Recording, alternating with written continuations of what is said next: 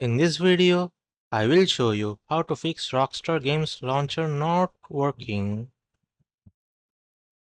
Right-click on the Rockstar Game Launcher, click on Properties, go to Compatibility tab. If Compatibility mode is enabled, uncheck it, click Apply and then OK. Try launching the game again. If it also doesn't help, then go to C drive, navigate to Program Files, scroll down and find the Rockstar Games Launcher folder.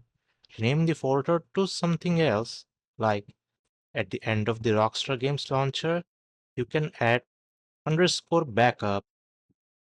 Try launching the game again. If it also doesn't help, open Windows Security from the search bar. Click on Virus and Threat Protection.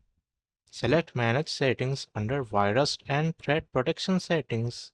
Scroll down and click on Add or Remove Exclusion. Click on Add an Exclusion. Select Folder. Choose the Rockstar Game Launcher folder. Try running the launcher again. If it also doesn't help, just reinstall the Rockstar Launcher game. Download the Rockstar Launcher from Rockstar's official website and install it again.